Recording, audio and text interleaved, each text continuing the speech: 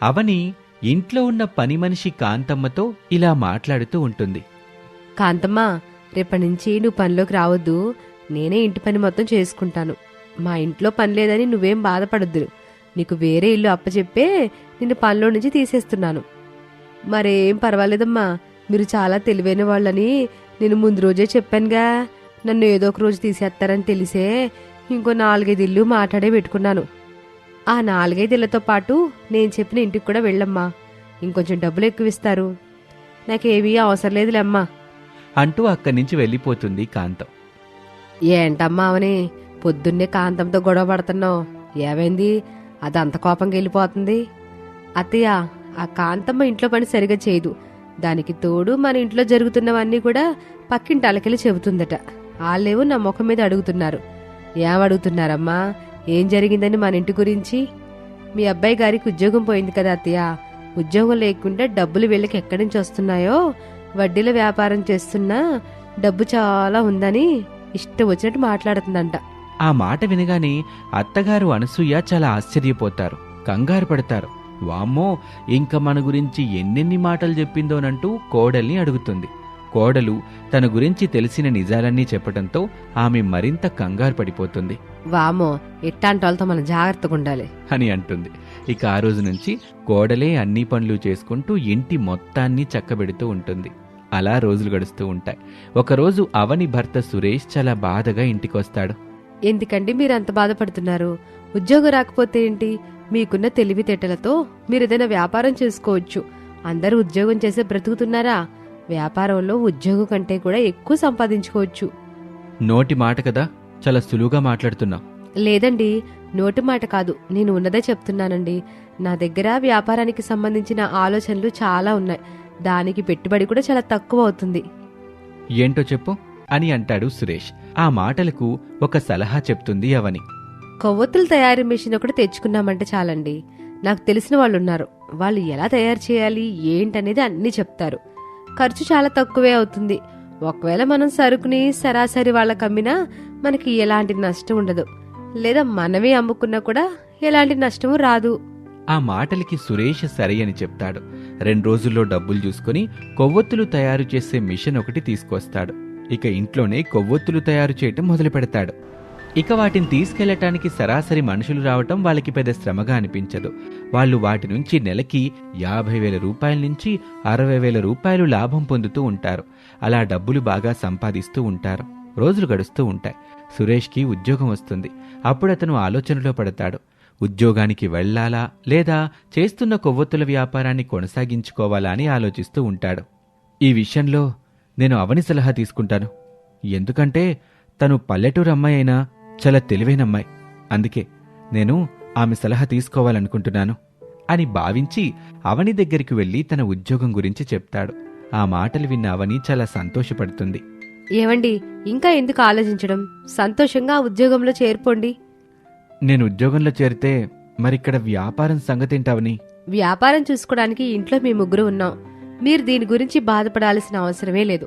ఉద్యోగం వచ్చింది కదా, వచ్చిన అవకాశాన్ని మీరు ఎప్పుడూ వదులుకోకండి. పైగా ఉద్యోగం చేస్తే మిమ్మల్ని ఎవరైతే వేలెత్తి చూపించారో వాళ్ళందరికీ కూడా మంచి సమాధానం చెప్పినట్టు అవుతుంది.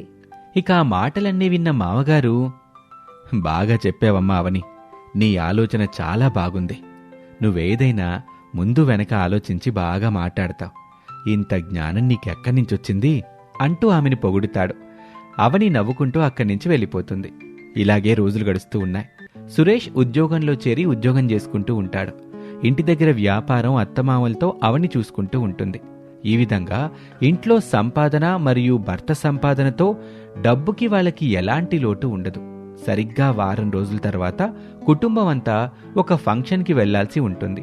ఫంక్షన్లో అందరూ కూడా సురేష్ని బాగా పలకరిస్తూ ఉంటారు. సురేష్ కూడా వాళ్ళందరితో మాట్లాడుతూ ఇక ఫంక్షన్ ముగించుకొని అందరూ తిరిగి ఇంటికొస్తున్న సమయంలో వాళ్ళు కారులో ఈ విధంగా మాట్లాడుకుంటూ ఉంటారు. అమ్మా, నీకు గుర్తుందా, పోయిన సంవత్సరం మన బంధువుల దగ్గరికి వచ్చినప్పుడు మనల్ని ఒక్కరు కూడా పలకరించలేదు. ఈరోజు చూసావా, అందరూ మనల్ని ఎంత బాగా పలకరించారో. దానికి కారణం మనం డబ్బు సంపాదిస్తున్నాం అన్న ఒకే ఒక్క ఉద్దేశం అమ్మా. అవును బాబు, నువ్వు చెప్పింది అక్షరాల నిజం. అందరూ నీ ఉద్యోగం గురించి నీ వ్యాపారం గురించి మాట్లాడుతున్నారు. నేను అందరికి ఒకటే చెప్పా, మా కోడలు ఇంటికి వచ్చిన వేళ విశేషం, పైగా తన యొక్క గొప్ప ఆలోచనలో అని. సరిగ్గా చెప్పావమ్మా. ఆ మాటలన్నీ వింటున్న అవని, ఇంక చాలే ఆపండి, నేనేదో పెద్ద ఘనకార్యం చేసినట్టు మాట్లాడుతున్నారు. లేదవని, నువ్వు నిజంగా మా దృష్టిలో చాలా పెద్ద ఘనకార్యం చేసిందానివి. ఎందుకో చెప్పనా, నాకు ఉద్యోగం లేనప్పుడు వ్యాపారం చెయ్యాలి అన్న ఆలోచన తీసుకొచ్చేలా చేశావు.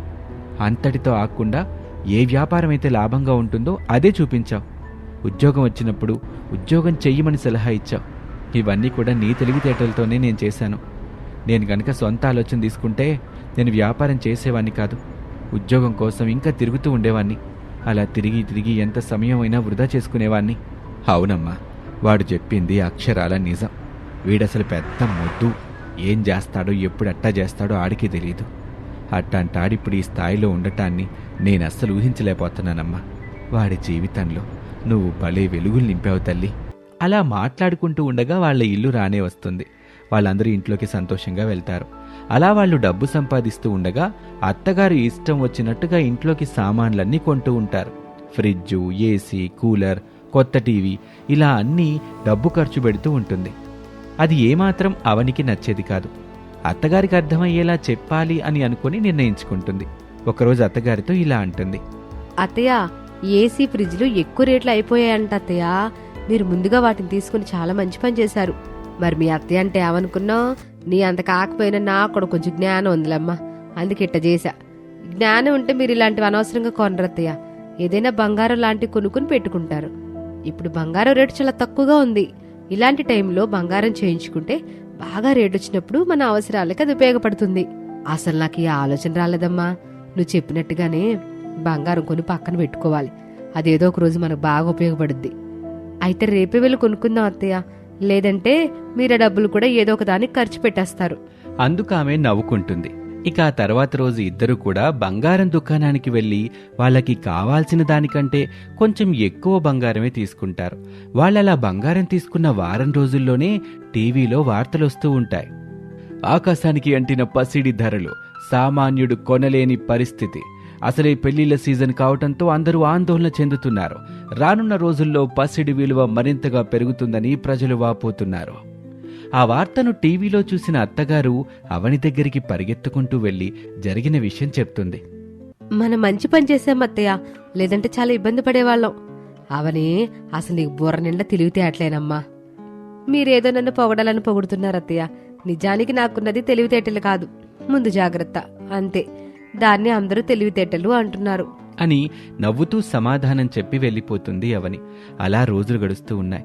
అవనికి ఒక మంచి ఆలోచన వస్తుంది. ఆ విషయాన్ని ఇంట్లో వాళ్ళందరికీ చెప్తుంది. నాకు రియల్ ఎస్టేట్ బిజినెస్ చేయాలని ఎప్పటినుంచో ఉంది. మీరు గనక సహకరిస్తే నేను అది కూడా చేయాలని నిర్ణయించుకుంటున్నాను. ఆ వ్యాపారం అయితే చాలా బాగుంటుందమ్మా. నువ్వు సిద్ధపడిపో. ఏం కావాలన్నా మేమున్నాంగా. నీకెప్పుడు మేమందరం సపోర్టుగా ఉంటాం. అత్తయ్య, అయితే మన గోల్డ్ లోన్కి అప్లై చేసి ఒక మంచి ఫ్లాట్ కొని అక్కడ అపార్ట్మెంట్ కట్టి వాటిని అద్దెకిద్దాం. లేదా అమ్ముకున్నా పర్లేదు, చాలా డబ్బులు సంపాదించుకోవచ్చు. అందుకు ఇంట్లో వాళ్ళందరూ సరే అని చెప్తారు. కొన్న బంగారాన్ని బ్యాంకులో తక్కువ వడ్డీకి తాకట్టు పెట్టి డబ్బు తీసుకుంటారు. రియల్ ఎస్టేట్ బిజినెస్ స్టార్ట్ చేస్తారు. కొత్త బిల్డింగులు కట్టటం, కట్టిన వాటిని అమ్మటం, ఇదే జరుగుతూ ఉంటుంది. అలా అవని తన తెలివితేటలతో ఇంటిని, ఇంటి గౌరవాన్ని ముందుకు తీసుకువెళ్తూ వాళ్ళని కోటీశ్వరుల్ని చేస్తుంది. అలా కొన్ని రోజులకి అవని తాను కోరుకున్నట్టుగా చాలా డబ్బు సంపాదించి స్థిరపడిపోయి సంతోషంగా కుటుంబంతో జీవిస్తూ ఉంటుంది.